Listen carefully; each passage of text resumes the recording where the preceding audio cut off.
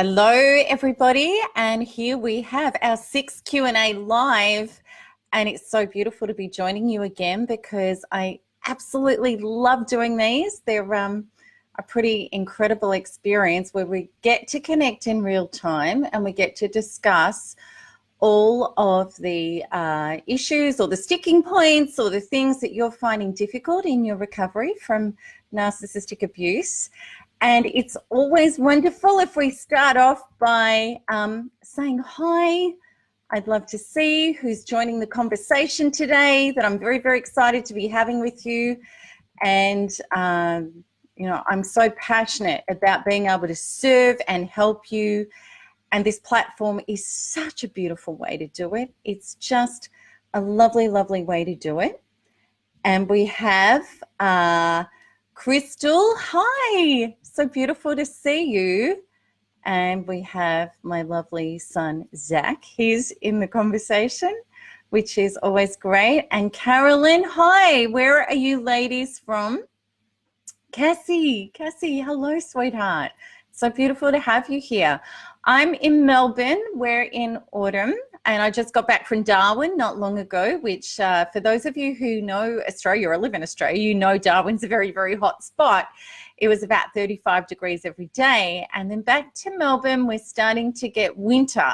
So it's time to put the snugglies on, to put the scarves on and the big coats on, but nothing like what some of you have. I know, you know, in the Northern Hemisphere, you're coming into summer, we're coming into winter. Hi, Tom. So lovely to have you here today.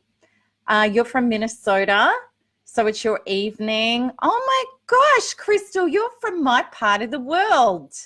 We could be nearly neighbors. I'm down on the peninsula as well. How beautiful to have a fellow Mornington person on the call. Hi, Jennifer. So beautiful to see you. It's so lovely. And I know those of you who are in the UK at this time, the great thing is Zach, my son, he's presently in Germany.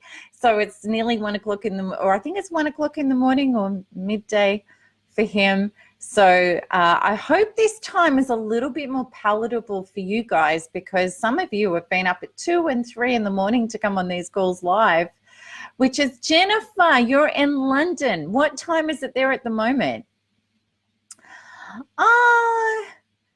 Tiziana, hello, and you've just started NARP. That's beautiful. That's beautiful. So, yeah, that is exciting. Crystal's saying that exciting. That is exciting. It's such an amazing journey, and it's really beautiful to have you on at midnight, Jennifer. Thank you for staying up. That's, as I said, that's a lot easier than 2 or 3 in the morning. So, you know, maybe we're going to see if this time format can work really, really well. All right. So what I want to do, I want to kick this off and let's get into some meaty stuff. And we're going to talk about what some of the questions, some of the great questions that you asked last time around that I couldn't get to. And then I'm going to hand it over to all of you people. And hi, Lenny, beautiful to have you from Arizona. And I want to start off by Claudia's question that she put in that didn't get answered. And is, do you think being a victim of a narcissist has an addictive quality? Like, you logically know you're healing your wounds, and you're not healing your wounds, and attracting narcissists is making you miserable, but maybe your fear of healing, but maybe subconsciously you fear that healing will remove the buzz, the high that you get from a narcissist. That's such a really good question, Claudia. I've said, and everybody, I've said so many times that if we have addictive personalities, it can make us quite susceptible to narcissists. And what my definition of having an addictive nature is that we have unhealed, unmet trauma within us that is creating anxiety and depression and despair, or, you know, triggers of fear. And what happens is we're going to self-medicate with something outside of us to try to make that feel better.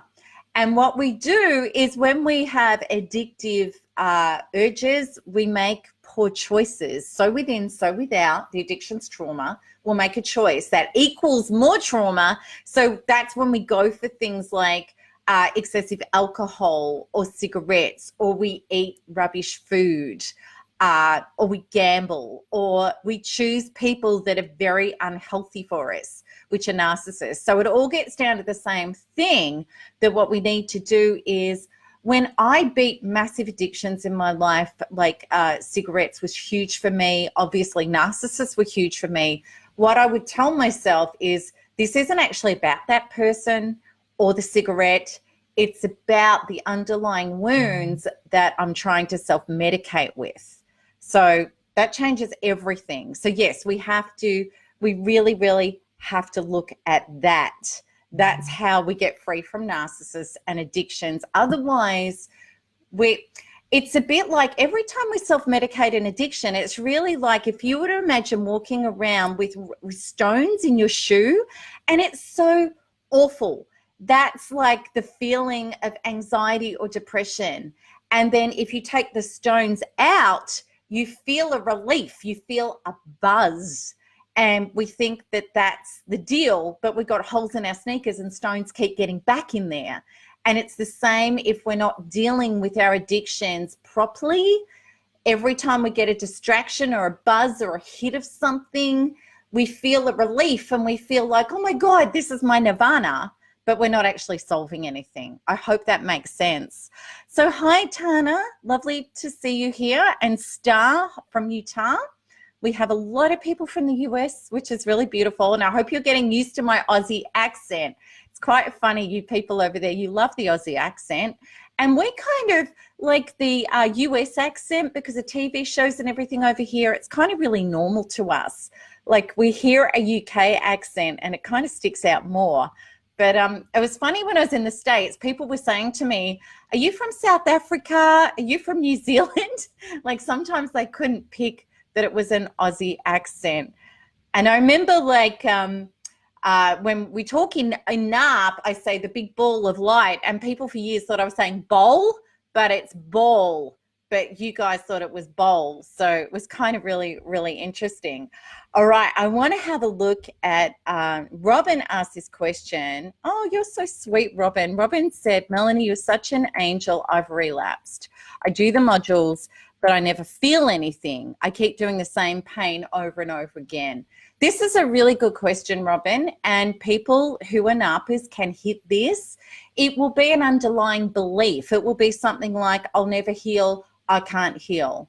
I'm never going to get out of this trauma. It can even be beliefs like I deserve to be punished. So what we always do with that, if we keep it literal with NARP, we keep what we're targeting literal. So we would say somewhere in my body is a trauma that is creating this experience for me that I'm never getting to the bottom of it, or I'm never healing, or this is in repeat. Somewhere in my body is responsible. There's a trauma responsible for that, somewhere where in your body will light up. You will go to that. You will load that up and release it and replace it with source. And then you'll clear the belief that's causing that experience. That is actually how simple it is to get out of repeat states. The thing is, as human beings, we've been taught to think, and we've been taught it can't be that simple. And we've been taught to formulate and come up with a solution. So we're going, okay, well, I'm shifting, but it's the same stuff over and over again. Maybe I just keep shifting. Maybe I try to work this out. Maybe I ask people, maybe I do this, maybe I do that. And the ego is very, very clever at keeping us in our head. We don't heal in our head. So when we learn the quantum way, we say, I'm having this experience because of a trauma in my body. I'm going to ask my body to show me where that trauma is. I don't know what it is. I don't know what it's about, but somewhere in my body is going to light up. Then I go there with module 1 or the goal setting module. And what I do is I load up that trauma, I release and I replace with source. Even if I don't get any information on it, such as past life or the age, even if I get none of that, I'm still going to be shifting that dense energy plus the belief system out of my being to create space for my true self, which is my flow into health and well-being. It is that simple. It's all we have to do. You know, I say time and time again in these Q&As, I'm actually saying the same thing over and over again. And when we've got the quantum tools, we've always been in, I need to work this out. When we go quantum, I just need to work this out. It's completely different. Can you feel the difference? So that's possibly answered, you know, quite a few of your questions already. So Caroline, hello. Caroline, it's lovely to see you. Thomas, thank you. It's nice to see my face. It's funny, it's early for me to be doing these. I went out and saw a dear friend of mine, Simone Waddell, last night. She's a jazz singer, and it's a long drive from where I am, so it was a very, very late night. But I'm not a morning person. I don't know who out there is, but I'm getting better at it. So Crystal, how do we learn? All right, we're going to come. Okay, I'm going to do a question here. Oh, Crystal, I love this question. How do we learn patience to not rush through the healing and remind people that we need time? Okay, I'm going to feel into this. How do we learn patience?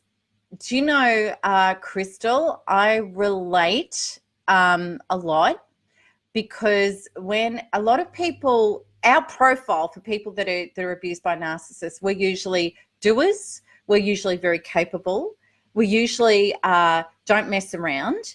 The codependent model is somebody who's very, very capable in their life of doing stuff. So it's a big journey to go, well, I'm wounded, I'm injured, I need to heal. We have to make peace with that. It's called unconditional love and acceptance. Huge for me, because I used to be, well, you will be worthy and you'll be okay when you're healed. I had all these conditions. We have all of these conditions on ourselves. And again, it shifts in the healing journey. And we can do this very powerfully with NARP, with module 1, which is such a multi-purpose module. We go, I'm impatient about my healing. What that really means is that I am not fully loving and accepting myself right here, right now, wounds and all, because that is key. So we would say in module 1, we would say, I'm going to target the wounds and the traumas in my body that are causing me to be impatient about my healing.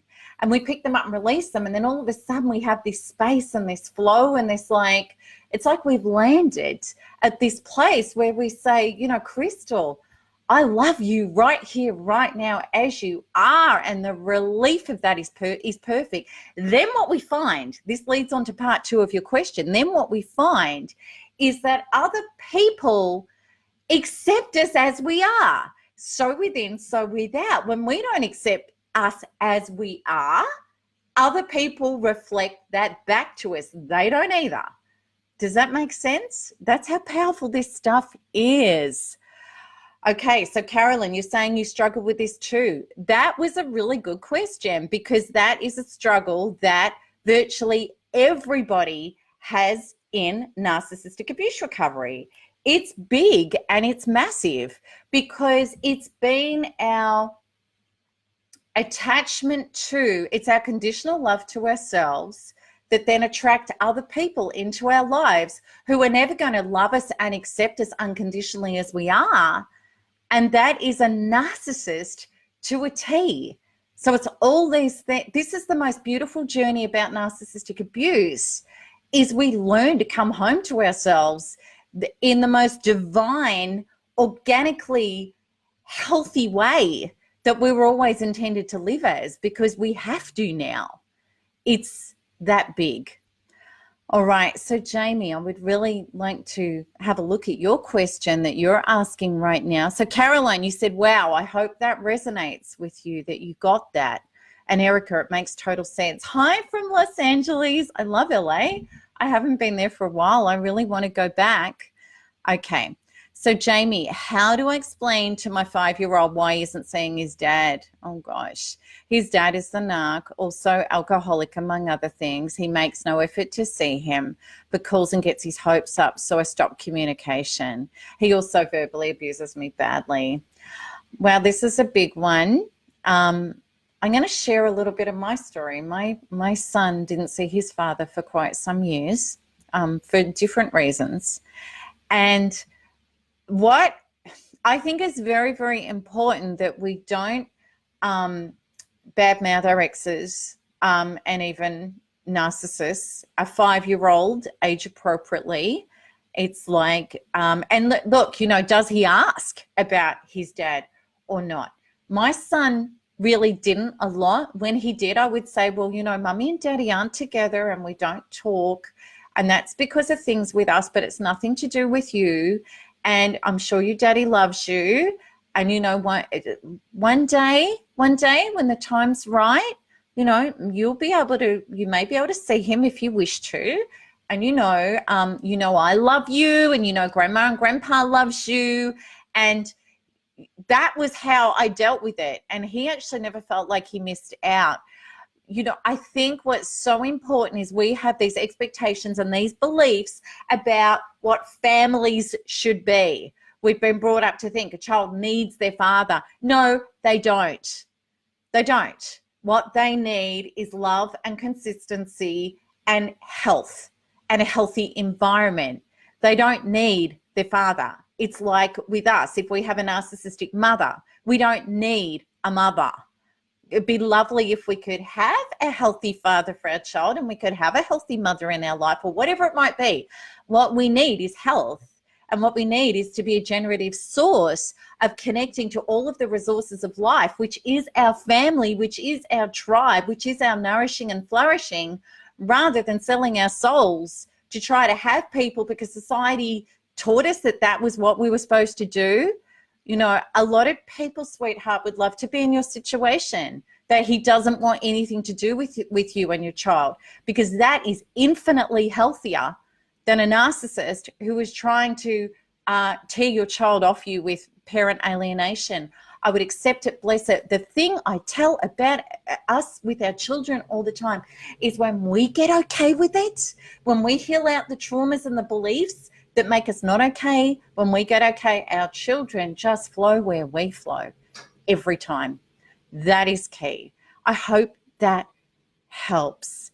Okay, so Heidi, how can we move beyond the obsessive thoughts that accompany the pain of total abandonment and getting zero closure? This is week number 3 of no contact for me. Heidi, this is the crux of this entire foundation of Thriver Healing, is what we do with Thriver Healing and specific Quantum Freedom Healing, and specifically the NARP program, is we're able to access our body with traumas and pulls and obsessions, which are all part of narcissistic abuse syndrome.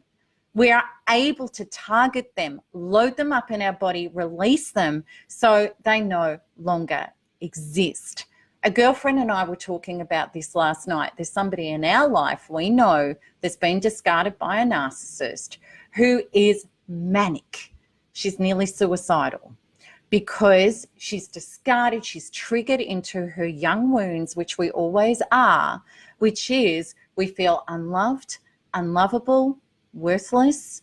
We feel abandoned by primary caretakers, or we have huge past life primal traumas and terrors, which are about, if I'm discarded, I'm going to die. Narcissists find and hit our deepest wounds with the ferocity of a tsunami. And when that happens, we are triggered into our primal wounds like we never have been before. And we literally feel like we're going to die. Now, if we try to beat our subconscious programs that are fully activated, which are running 97% of our neuron pathways, our nerve ends, our nervous system, and they are fully a peptide addiction in our being that is getting a massive hit of energy that wants to stay in that addiction. If we don't find another way to rewire this, we're in for a really, really hard time. We are literally like somebody who would need to be locked up and detox and go through a withdrawal that heroin addicts actually say is narcissist. Getting off a narcissist is 10 times worse than getting off heroin. This is big, big stuff. I'm passionate about this because it nearly killed me. I was literally a millimeter off my death because of that addiction, that obsession, those addictive pulls, and the trauma of feeling like I was going to die without him. And every time I got with him, he was killing me. Either way, I wasn't going to make it. Your situation may or may not be like that.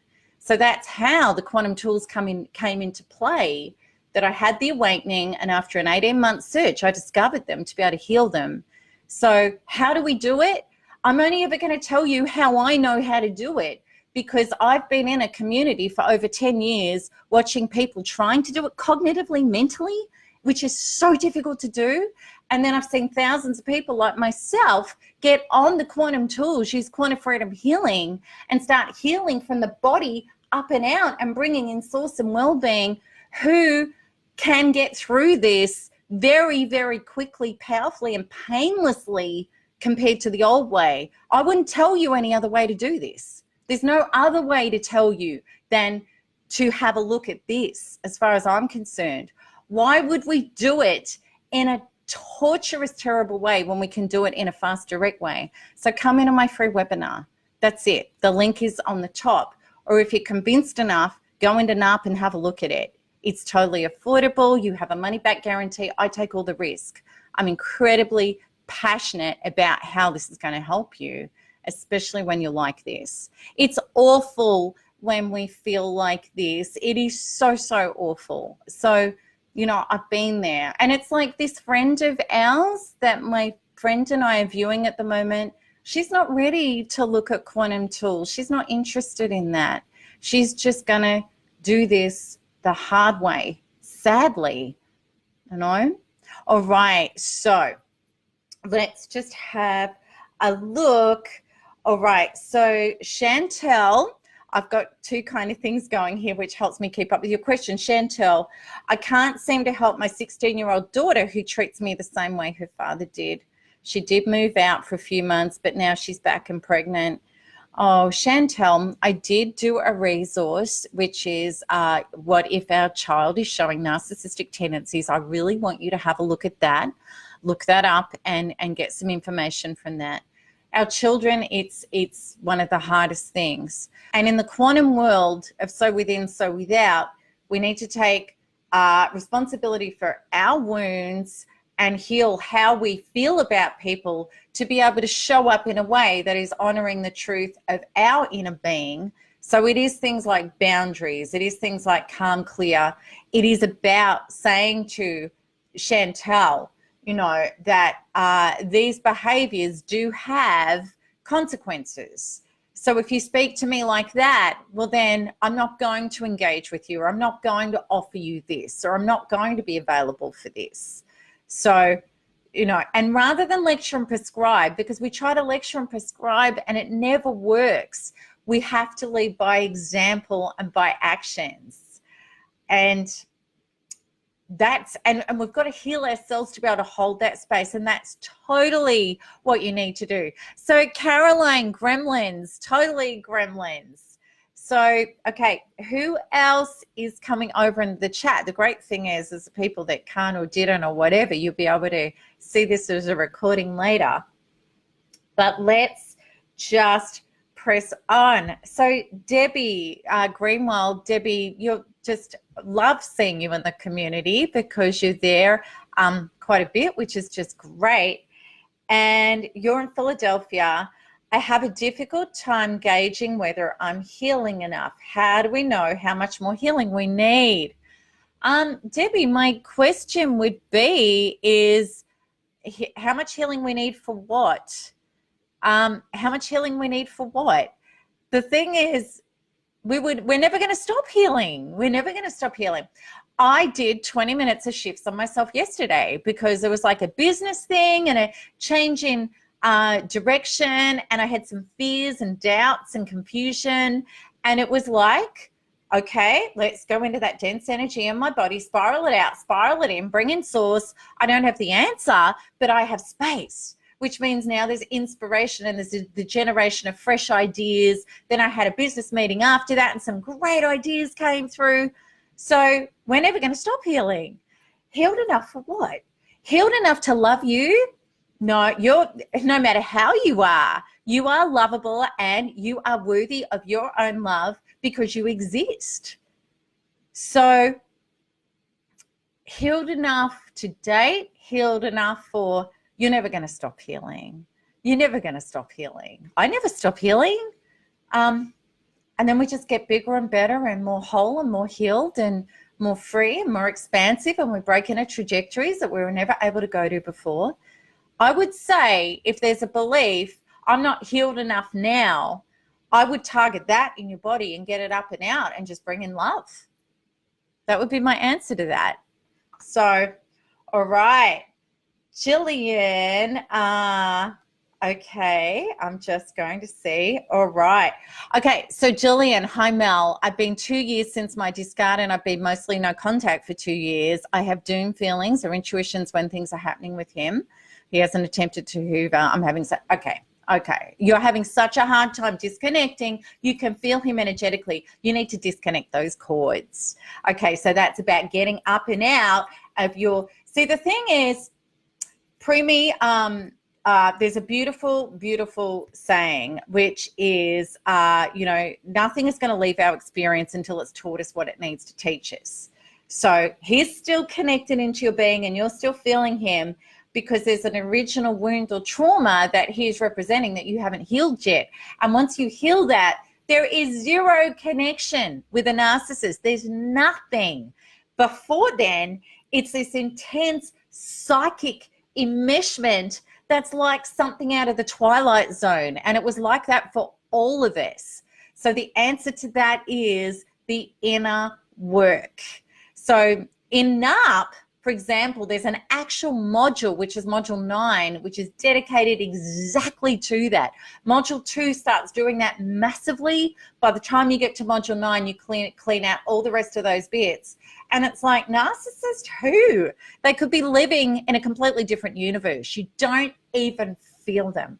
So that's the answer to that. That went on for me with narcissist number 1 for, 5 years. It was just horrific until I cleaned it out. Narcissist number 2, I got that cleaned out within days, was done because I had the tools. So you can too. All right. So Lenny, is it common for a narcissist when called out on their behavior or being told they're a narcissist to turn around and claim you are the narcissist? Oh, 100%. Narcissism is all about projection. Narcissism is all about a false self that will never take responsibility for self. So as far as a narcissist is concerned, any blame or accountability must fall on you. Oh, yes, absolutely, 100%. They all do it. Okay, so Tonia, lovely. Okay, Portia. Oh, Amy, you're saying, how did you find your momentum when you felt drained? Oh gosh, adrenal fatigue and all of those things is a massive part of narcissistic abuse. I healed the adrenal fatigue and the exhaustion, which is all to do with your system breaking down and all of the cortisol and the adrenaline that's running through your system and the CPTSD and all of those things break your system down. So I did twofold. I targeted adrenal fatigue. I targeted CPTSD. I targeted agoraphobia. I targeted all of those things specifically, moved the traumas up and out, replaced them, and also got onto great health and nutrition. So, that's why I'm nearly 52 and I'm the healthiest I've ever been in my entire life. And I just continue to get like that. So Tanya, so lovely to see you. Just wanted to say you and everybody how far I've come after 26 years of narcissistic abuse. That's so good, Tanya. I feel great. Narcissist free for almost 5 years now. I still have the occasional trigger. And I'm thrilled to say that I can often heal and up-level the pain in real time. How good is that? Because when you get used to doing quantum freedom healing, you can actually do shifts in your mind on yourself all the time. I'm imagining loading up the pain. I'm letting it go. Your pathways in your body get so attuned to the energy frequencies and the energy imprints that you become the system. So you can do many quick, fast shifts on yourself very, very quickly, which is so much different to the old human way is, okay, I'm feeling trauma in my body. I'm feeling triggered. I'm feeling anxious. I'm feeling depressed. I'm going to go in my brain. Why am I feeling like this? Then what happens is the brain starts organizing around the body. Our neuropeptides start firing off all the relative memories of that trauma. So we're thinking within the range of the trauma. We're not in solution, miracle space, new generative, new trajectory pathways. However, when we know the quantum tool to go to our body and get that trauma up and out and bring in source, then our neuron pathways literally break old synapses wiring. They literally break them and form new ones, which is the evolved new trajectory. So to change how we think, we have to change how we feel, because the brain follows the body. And they're doing that. That science is now out there. We know that now. We know that if you sit in front of frames and you get pictures flashing up, your nervous system will register the full consciousness of what you're seeing before your brain does. We were taught it was the other way around. It's not. Science now tells us to get a shift in our head, we need a shift in our body. Okay, so Shani, Lee, thank you for all you've done. Wow, that one moved really quickly because people are posting. I'm going to go to another way because you guys are posting really, really quickly, and I don't want to miss what I can help you with. All right, so Portia, okay, I'm going to pick up your question. How can we cope with the fact that the abuse was calculated and intentional? I'm in week 5 of no contact, but can't wrap my head around this. Oh, Portia, it is so painful, isn't it? When we go, this is a cruel, malicious person that I trusted, that I believe loved me, that is lining me up to abuse me and hurt me. Now, Portia, I'm going to be really straight with you. You can't resolve that. That's actually not the question to resolve. When we go down that track, how can we resolve the understanding of a person that's got distorted brain pathways and a false self at the helm who does what they do? Because we could never do that. We cannot resolve this on a normal human level. The true resolution, Portia, to this is, promise you I had to go there, that us thrivers had to go there, is why is this person in my experience, and how is this happening for me and not to me? Therefore, let's just say at soul level that I enlisted somebody to come into my life to reflect back to me my unhealed wounds in so much ferocity and cruelty that I would be brought to my knees to heal an old program and trauma in my life that has been wedged in my being since a child, or past lives, or my epigenetic family history that is not allowing me to be my highest and my truest self. I remember years ago, I read a book by Barbara DeAngelis, and I cried when I read this because she had a passage in this which she was pretending, she was saying she was a soul in heaven, and before she came down, she wanted to work on boundaries and self-love. So she enlisted a soul member from her group, and she said, "Dear soul, please come into my life and pretend to love me and hurt me and abuse me and hammer me and traumatize me, and do not stop till I turn inwards and love myself and heal my boundaries, because I've been trying to do this for lifetimes and I haven't got it done, and I want you to help me." And this soul said to her, "Dear soul, I love you so much. I promise that I will not stop until you get this message." Portia, when we turn it all around and we look at AIDS, angels in disguise posing as abusers to take us to our knees, to liberate us to our highest and best and freest and most evolved self, then we're in right town. Otherwise, we've got to go to a bigger picture level. Otherwise, we don't heal this stuff. And that's the quantum way. What's wonderful is when we start working with quantum tools and we start shifting out trauma, I promise you, Portia, this becomes an organic knowing in every cell of our body. There was a purpose to this. It's not just some cruel, horrible twist of fate. I hope that helps, because this is the Thriver way. This is how we heal what we could never heal. People don't heal this logically. Time does not heal betrayals and cruelties and insane human behavior at that level. That's why when we go into other forums and we have a look at what's happening with victims, 20 years on, they are still banging on about what happened to them because they have not got what Barbara D'Angelo said in her book and what the Thriver Way is all about. So let's have a look at what Nicole has asked. Most of my trauma was childhood severe psychological abuse. Yeah. Most of releasing this trauma through your program has come out of my head. Is the trauma coming out of my brain? How will my brain know how to be normal for my age if I've been developmentally abused by father? Okay, now this is a great question because we can always so often say, well, I never developed, I never learned. I want all of us to know, oh gosh, Portia, I'm so glad that resonated with you, just saying. Okay, I'm so glad that hit your heart, what I said, because it is the truth. All right, so let's get back to Nicole. Now, your stuff was childhood trauma, and what we do is we think, well, I never learnt boundaries, I never developed, I never learnt self-love. I promise you, narcissist or codependent or not, most of us didn't have. That's why we ended up in narcissistic relationships. We've come in from past lives where we weren't whole, we weren't at one, we weren't self-partnered. We've all come from backgrounds of not knowing how to be safe in our body and at one with ourselves, and how to be developmentally, emotionally sound. None of us knew that.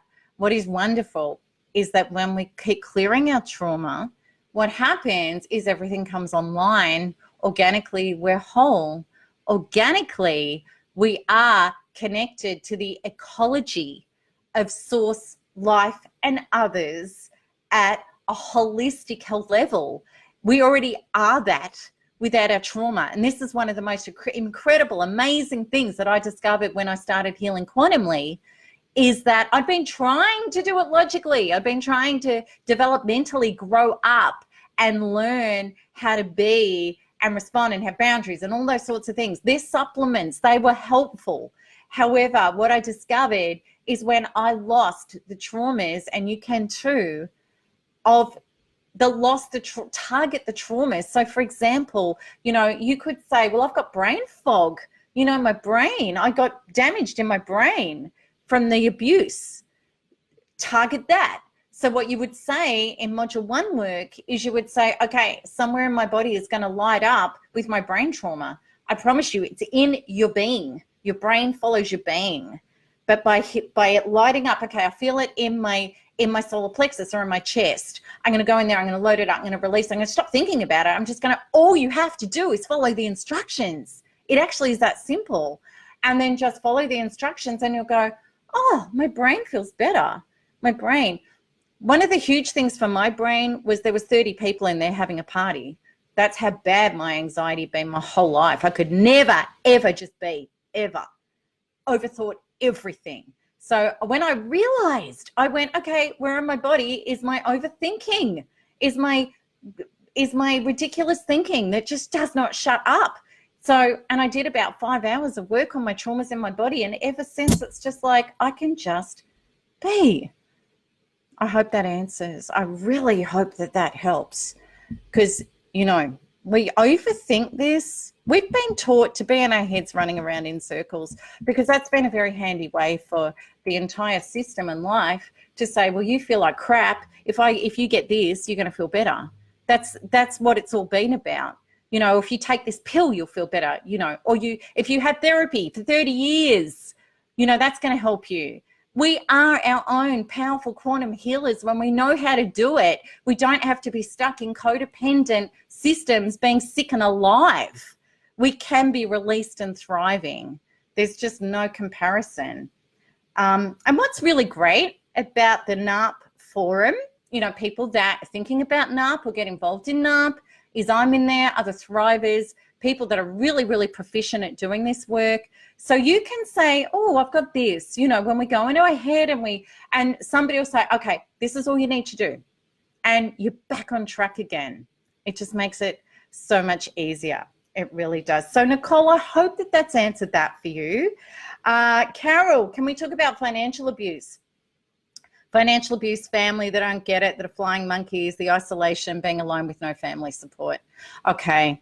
So Carol, absolutely, flying monkeys, being alone, being ganged up on, all that stuff. We cannot change or force anybody to be any different about anything. That's point blank. The only control that we ever have and the only power we have is in our own center of influence, which is within our own being. So it always comes back to so within, so without. So when we're having, you know, I don't want to keep bringing it back to me, but I just hope that these examples help, because this is about you. And I want to be very clear about that. But what happened to me is I lost everybody in my life and everything because of narcissistic smearing and twisting and turning. And what I discovered, the intense loneliness and feeling betrayed and let down and not supported. And I was financially abused. I lost everything. What I discovered was that I needed to heal within the feelings and the beliefs about not being supported, and I'm all alone and nobody's in my corner and people throw me under a bus. And it's me trying to survive in a hard, painful, cruel world on my own. It was all of these sorts of beliefs and situations. And then what happened is some people stayed out of my life. They were not the people that had the resources to come into my life. But once I started feeling whole and a self-generative source to myself, people started coming into my life that then reflected back support as well as people that had turned their back on me and believed the narcissist started turning and coming back to me in droves because they saw that I didn't do anything. I didn't change what I did. I changed my being. And that's what changes this. I've done some resources about smearing and when family and friends don't believe you and financial abuse and all of those sorts of things. But it comes back to the same, and they'll be very, very helpful for you to look at. So that's the thing. If you put in Melanie, Tonia, Evans and you put in any topic, you're going to see a massive resources because I've done hundreds. And then the thing is, we get to that point and we go, okay, well, this is actually relating to inner traumas in my being. You know, when I've done personal quantum freedom healings with people that have had financial abuse and stuff like that have had epigenetic family histories of trauma in their body, of losing everything. They've inherited these from their ancestors. The thing about trauma is this: if we have it in our energy field and it's never been up leveled and released and healed, it will keep playing out to the letter until we do. How it got there before we suffered the abuse. If we land in a family of abuse, that abuse was online in our soul, in our energy being before we even were born. And whether we cut it at childhood or through family or through narcissists now or whatever, it is a reactivation of what's already there. When we find original traumas and we heal those, when we change, everything changes. But what changes in a healthy way may not be the people we previously have liked to change. They may not ever have the resources. But we're all one. We're all family. So, you know, there's amazing thrivers in the community that have the most amazing full lives who don't have anything to do with their families. So it's the only solution I know of. I hope that helps.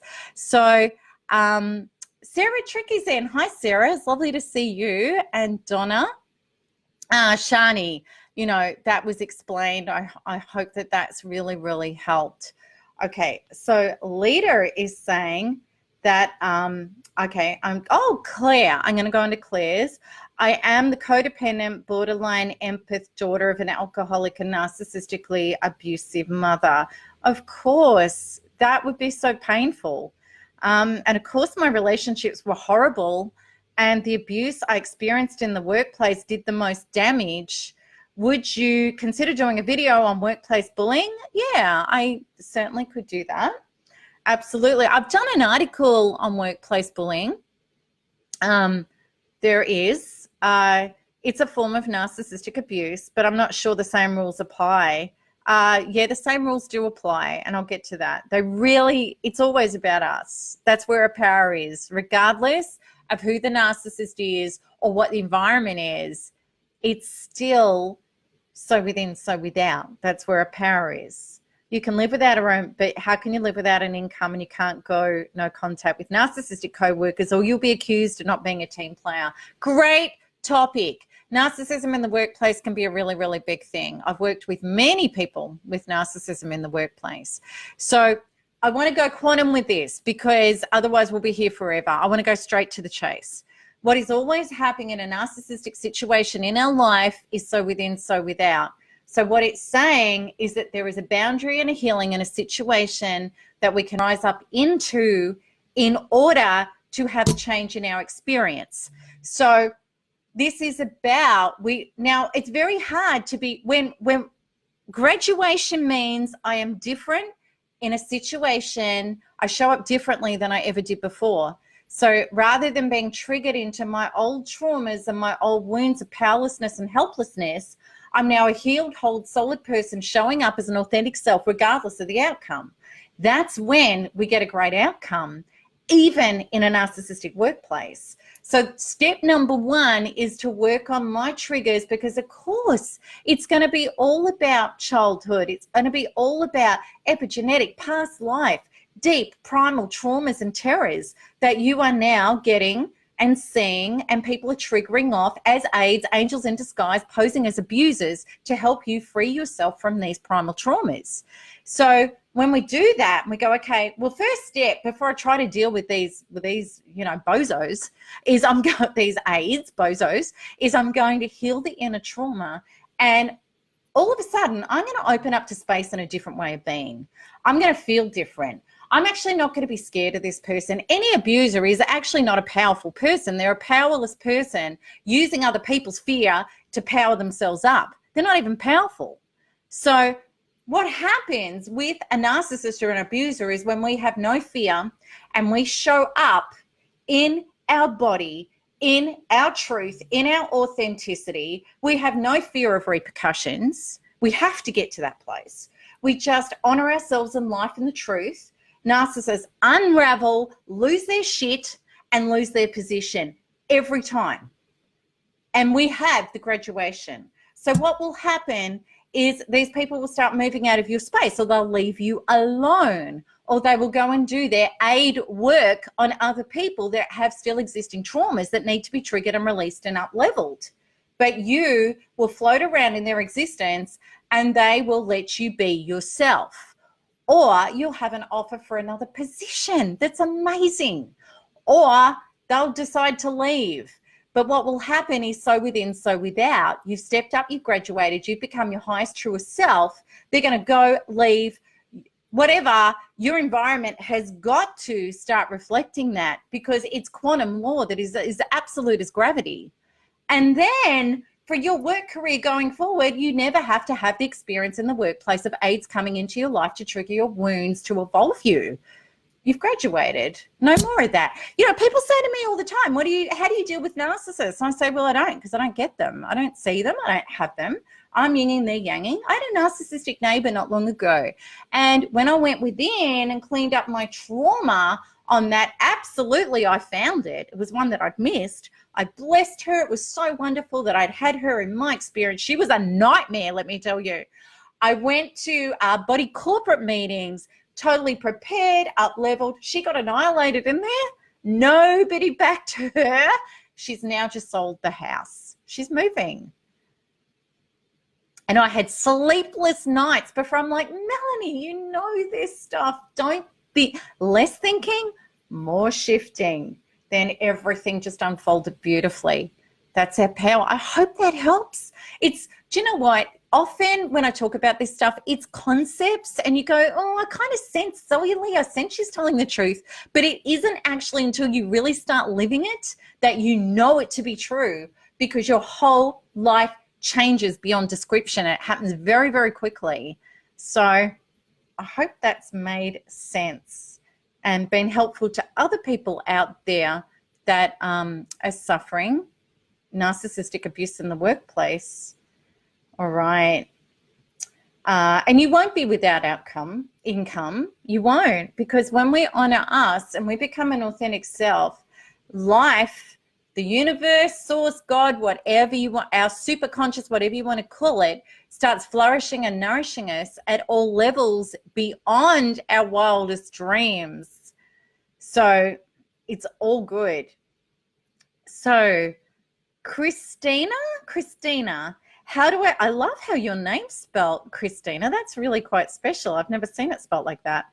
How do I stop emotionally obsessing on all he's done to hurt me severely, physically, emotionally, mentally, spiritually, and financially, as well as stop looking at his page?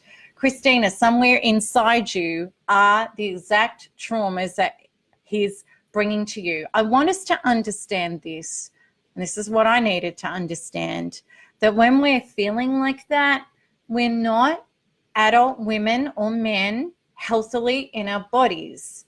We're triggered back to very young, underdeveloped, traumatized, familiar wounds where we're actually not a healthy partner seeking another healthy partner and saying, well, you're really not healthy. That's not healthy for me. We're actually regressed back to being a child looking for a parent to do it differently this time. That's the trauma. That's why we pine. We feel like we're dying without them. We feel like we can't build a life without them. We feel like we can't have a life without them.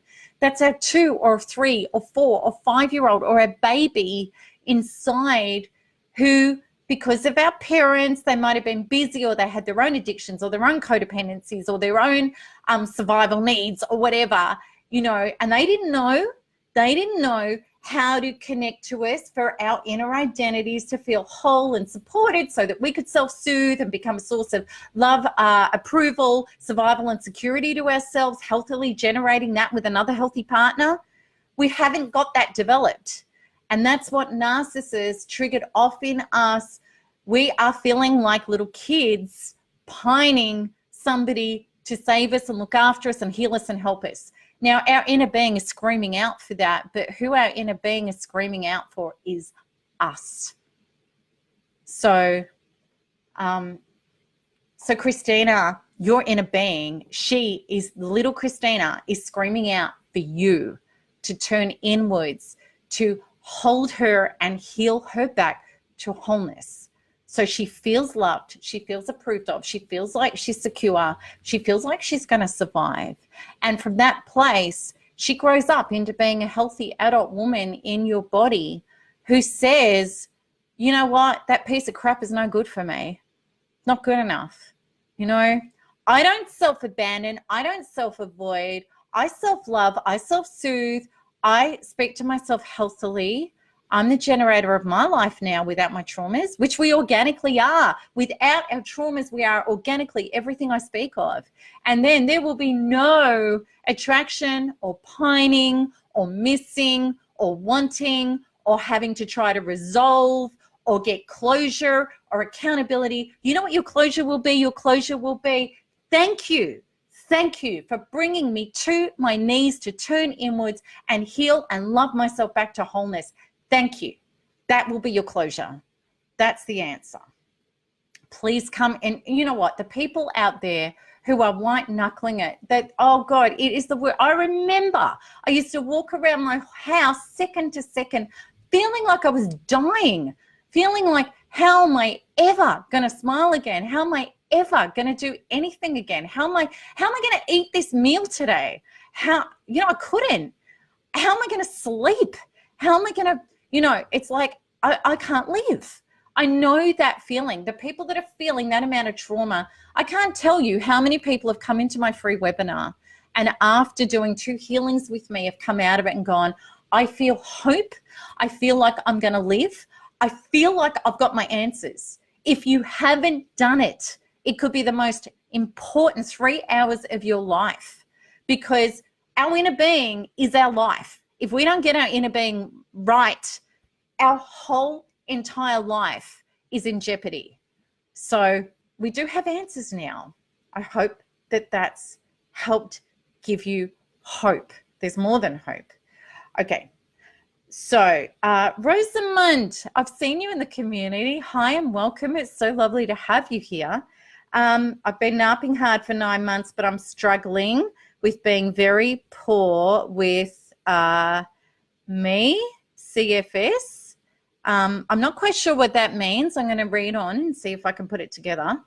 I want to work on healing it through NARP, but there's so much trauma still coming up in modules.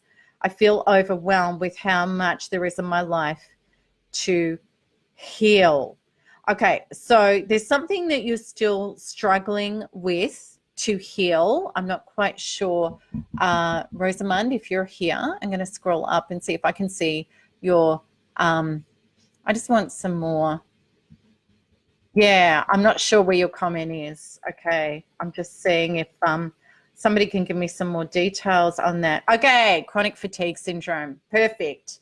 All right, so target chronic fatigue syndrome. I had it horribly. A lot of people, you know, also there's a belief in there, Rosamund. There's too much to heal. I'm never going to heal this. You know, there's that going on. I sense that there's that belief. So I would really also check, have you been to a holistic doctor and had a look at your iron levels, your vitamin D? Our body needs supplements. Magnesium is very, very important. You might be very depleted. And sometimes when we're depleted, even though we're doing shifts, our body doesn't have the energy and the electrical currents to be able to process our shifts properly. I'd go get your bloods done. I think that's very, very important. I'd go do that first. And then once you know that you're getting that on track, okay, do shifts if you want, but not dramatically. Find out that when you're doing shifts, do have magnesium. You need magnesium as a supplement when you're doing inner wiring. It's very important. So how we know magnesium, take the recommended dose, slowly up it. When you start getting runny movements, bowel movements, you've hit your edge, drop it back a bit, and that's what your body can take with magnesium. Very important to have your magnesium supported while you're doing this work. Then I would go to the beliefs about there's too much to heal, I can't heal. Chronic fatigue syndrome, target it directly. Chronic fatigue syndrome, there are traumas in my body that are creating it.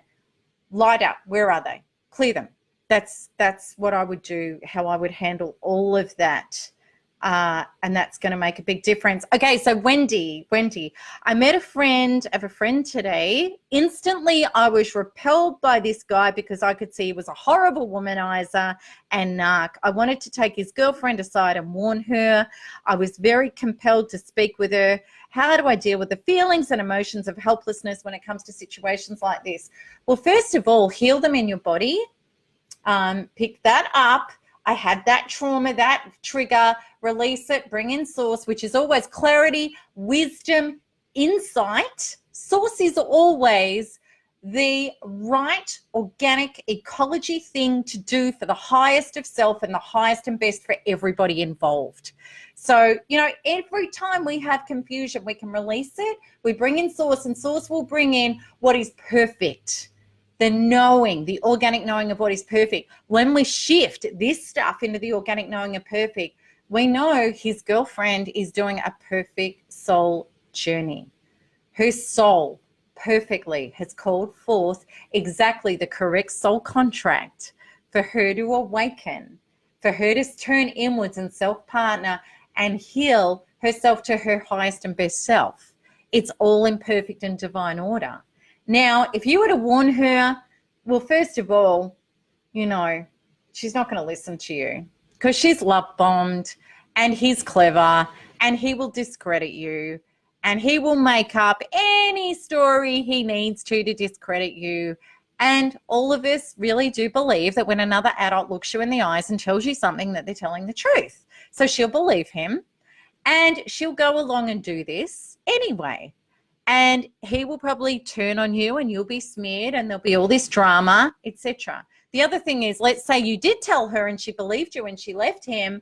Well, then if she never clears up her original epigenetic childhood and past life traumas that he was bringing to her attention so she could heal them, she's just going to go and get another narc because her soul is doing a soul contract. Does that make sense? Does that help? That's the truth.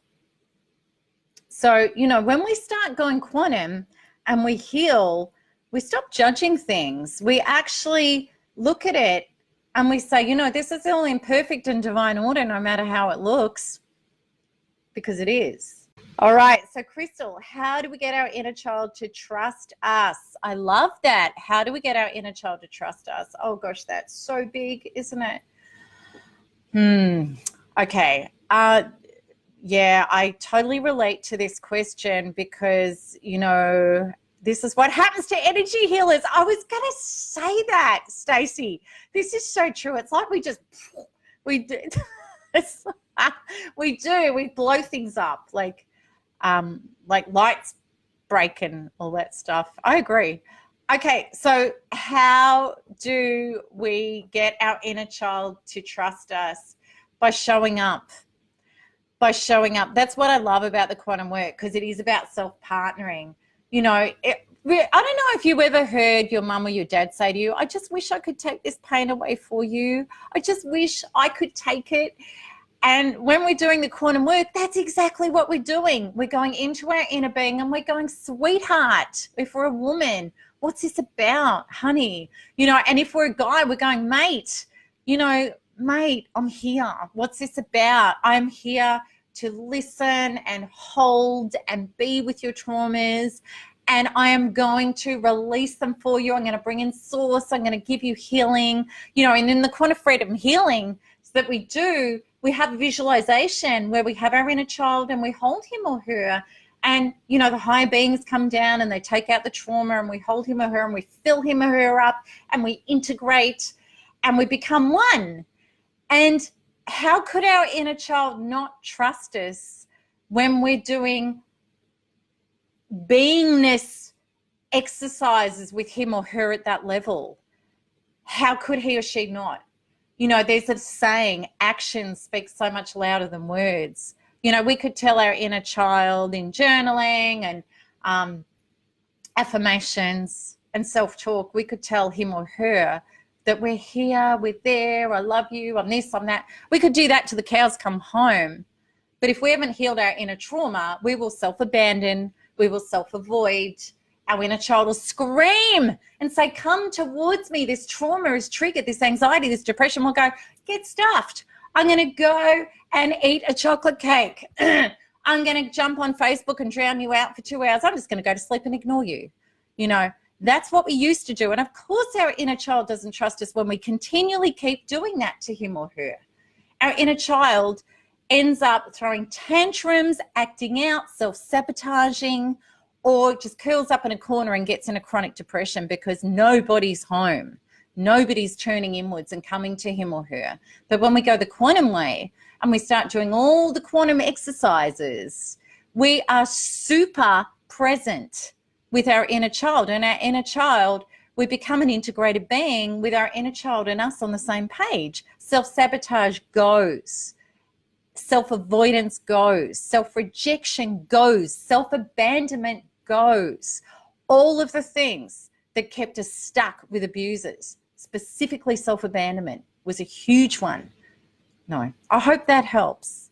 So, Lee, while co-parenting with a narcissist, do you ever get past the continual games and hurtful things they do to the children? Absolutely you do, when they no longer trigger you in any shape or form, and when you're just generating and creating an incredible life without the narcissist getting any narcissistic supply from you whatsoever. Even energetically, they're energetic parasites. If you feel the pain and the triggers and the trauma, they are getting a feed even if you make no contact with them. When you heal all of that, and when you come to the place of knowing, well, I am the generative source for me and my children, I'm going to parallel parent with you effectively, you're going to be useless because you're a narcissist. It's okay. We are creating our amazing, incredible life regardless of that. I'm okay with it. The kids are going to be okay with it. And what? You're really inconsequential, actually. I'm just going to, you know, I'm going to do my orders. I'm going to walk a straight line. I'm going to affect what I can. I'm going to let go of what I can't. And do you know what? They actually get sick of trying to get a reaction. They have to take the rubbish somewhere else. There are people in the community that really effectively parallel parent with narcissists who actually do the right thing because they cannot afford to expend energy on doing the wrong thing and being dicks to try to annoy you and trigger you when they're not getting anything anymore. So within, so without. It's always good. Greg, thank you for the feedback on the sound. That's very, very helpful. Rachel, any suggestions for successfully completing your family of origin program? I just purchased. I completed NARP and cleared up the ex-narc, but parent stuff came up big time. Are you in the forum, Rachel? Because, you know, we can help you with specific questions on family of origin work. We can definitely guide you and support you and coach you in that. And we would need to know the specific questions for that. Okay, so Lee, you hadn't thought of it like that. I'm glad that that really, really helps. The thing about narcissists that we can start to understand is a no self. They actually have no energy of their own. They're like a giant mirror reflecting back to us all our unhealed insecurities and traumas and triggers. Once we remove all of those, they actually can't operate in our existence. They have to go somewhere else. Lisa is saying, we tried to co-parent using our family wizard, but it's only on her terms. We did go no contact for a while, but she's back to her games and we're emailing her personally again. Can we go no contact even though it's all about the kids? All right, so solution and space needs to open up. Lisa, the thing is, you know, when we got something stuck in our craw, it will just keep being stuck in our craw and we're going to get more and more and more and more and more about that. So what often happens, I always call it emotion first. If we can deal with the emotion and get it up and out and bring in source and bring in solution and healing, then we get the inspiration about what to do. We know what to do or we know what not to do. And sometimes even just by doing the shift, the drama just stops all by itself anyway. So that would be my suggestion there.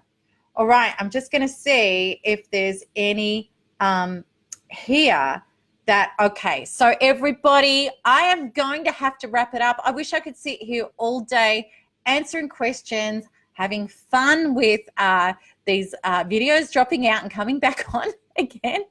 And you've been such good sports, and I just love doing these with you. So I hope that this has been really, really helpful. And please know, you know, those of you that are thinking about trying quantum healing, you don't have any risk. And by coming into my free webinar, you can totally get a shift and get relief and start really sensing what it is to be a quantum creator of your experience and a healer in quantum ways of what we cannot heal narcissistic abuse logically. Do you know what? If we could have, none of us would even be on this call. I wouldn't even be doing this business. It just isn't that simple. And that's what's frustrating, because people say to us, just get over it, just get over it. You can't just get over it. You have to grow through this. That's how you get over that. So, so thank you, everybody. And I am so sorry about all of the dropouts. I will try and get my kitchen a bit rejigged. Maybe that was it. Or maybe, as somebody so beautifully said, it's because I'm an energy healer and I just short circuit things. Maybe that's what's happening. So please, everybody know I do have a 16-day free recovery course, which is totally free, non-obligation. We never share your details. We love your privacy. It is totally secure. So you can sign up to that, and that is going to help you so much, taking you through your step-by-step journey, regardless of who the narcissist is in your life or how long you have been narcissistically abused, even if it's all you've ever known. So I would love you to get get started with that straight away, and the link is above. And also too, you know, if you've been hearing about NARP and you've been seeing the results of NARP, and you know from other abuse forums that there are just not people breaking through in this way, I want you to know that NARP, Quantum Freedom Healing, is 100% responsible for that. That's what saved my life, changed my life beyond description, and has done thousands of people from over, I think, 90 different countries now worldwide. You know, we are the only solution that we really know of, the really true quantum deep subconscious for real solution. And, you know, NARP is incredibly affordable, totally no risk, and it comes with a 30-day complete money-back guarantee. Plus, we have a lifetime forum of amazing thrivers and support and people that are just, you know, barracking for and holding you up in every part of your recovery, which is invaluable to, you know, learn how to thrive with your tribe. We all need the right people around us. It's very, very important. So that comes with it too. Now, the links are at the top of this video number 1, and I'm sure we'll put edits in there and get them on all of these so that you can find them. So bye-bye, everybody, and let me know, do you want these to keep going? Do you want, and we can do different topics. We could pick a topic. We can do all sorts of things. So I'd love you to say yes in the comments if you want us to keep doing these Facebook Lives, hopefully without dropouts. Okay. And thank you so much, everybody, for showing up, and whatever time you are in the world, I hope you have a beautiful morning, beautiful night, or you're going to bed now for a beautiful sleep. So lots of love, everybody. Bye-bye.